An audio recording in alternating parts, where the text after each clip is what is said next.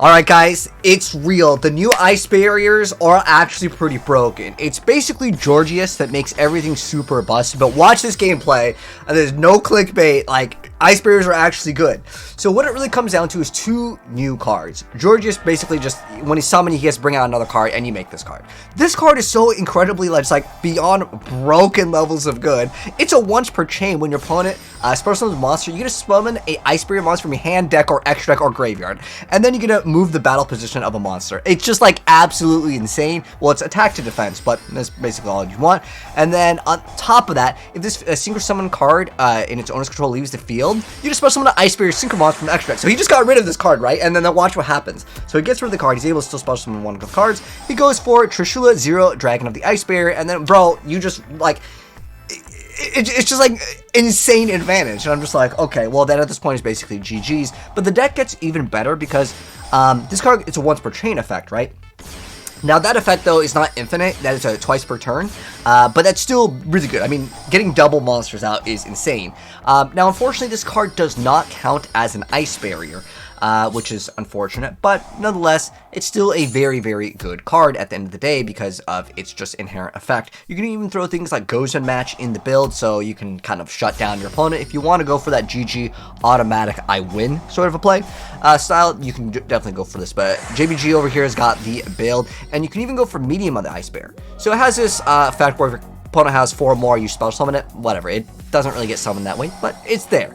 But then on top of that, your opponent can only use 1 spell or trap per turn, so a lot of decks, if you go first with this deck and you activate this card, it's basically a GG as well. So you have a lot of plays where you can just shut down your opponent with this like archetype. It's so weird that this card, it's this card and Yugioh, and I'll show you guys some more replays, but I want to kick it off with that one because I thought it was kind of spicy. But you know, Salamander also got some stuff, and this guy's got Droplet. Okay, so let's see how the deck deals with going first and then having to deal with some sort of negations. Now, can Ice Barriers play into a board? Well, Yugioh definitely allows you to extend combos if you just don't let them have an Ice Barrier. So how this card works, and the reason why Yugioh is so actually busted, is because of the easy way to just bring him out. So while you just control another Ice Barrier monster, your opponent can't activate these effects with monster effects in the graveyard. So that already is a win condition just with Yugioh already, right?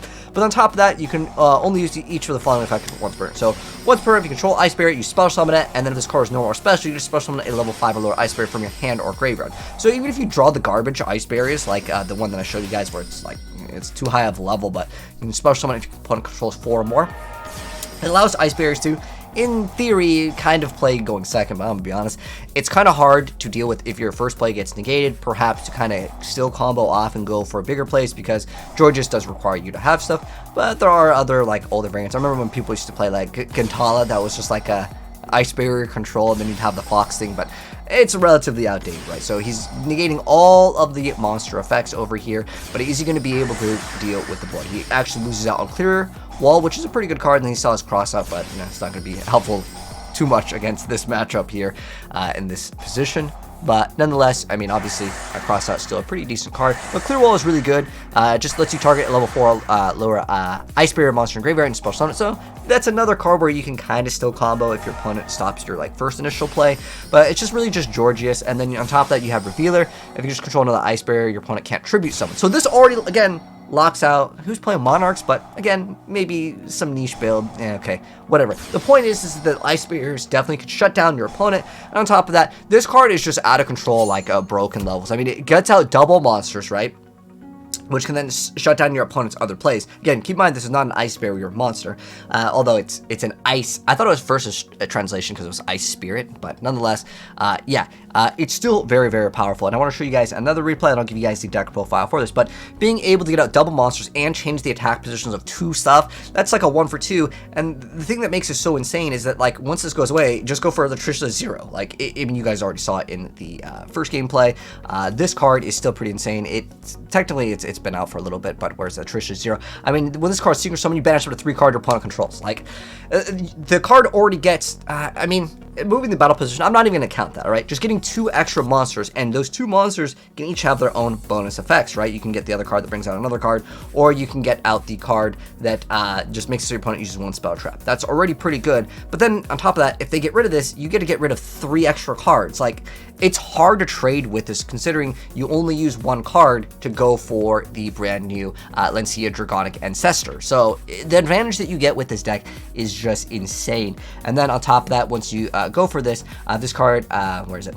It's destroyed by opponent's card. You can just special summon another Trishula Dragon of the Ice Spirit from your extra deck. What is this archetype? Maybe they've been watching and they're like, dude, AznEyes been trash talking Ice Bears for years. Let's actually make them just like broken levels of good. And again, it's just because Georgius exists in the game. It's just really, really solid. But again, remember, it says if you control the Ice Barrier monster. So if you bring out Georgius when you have the brand new Synchro monster, well, you will need to also bring out another Ice Barrier. So just remember that, otherwise we'll lose out. But the Georgius brings out another card, so it doesn't really matter too much. So just keep that in mind, because originally when I was reading the card, thought it was maybe like an error in translation. But let's see how the pen player is going to be dealing with this. And this is an archetype where if he had special summon a monster first to activate any effects, remember he can only use one spell or trap per turn. It's like Shogun Shien. If you guys remember, like back in the Samurai days, where like it was really annoying when people would open up that turn 1, you would just GG'd out, right? And a pen player, well, if you can only use one spell, I'm sorry, you can't complete your pen skill. GG, go next, right? So there's also the stop of graveyard effects. There's also stop of tribute. Now, obviously, against the tribute, that's kind of more niche. But again, the point is that you can throw in Gozen and lock your opponent out. And this card is incredibly hard to deal with. That first gameplay was insane, and I love that for the fact that JBG was able to come back from that play where he basically lost everything and then just got rid of all of his opponent's stuff too. So now he's going to be like, all right, bringing back a card, changing the battle position. Sometimes that can actually matter, but for the most part, yeah, if you are going second, there is Book of Eclipse as well, so that is an option. I wish you could move things to attack position. That would be kind of helpful too. So over here, JBG just said, okay, I've already rolled them. Let's go next. So let me give you guys the deck profiles for both of them over here. So there's 2 different variants. So big shout out to JBG as well as the other player over here. This was on replay number 2.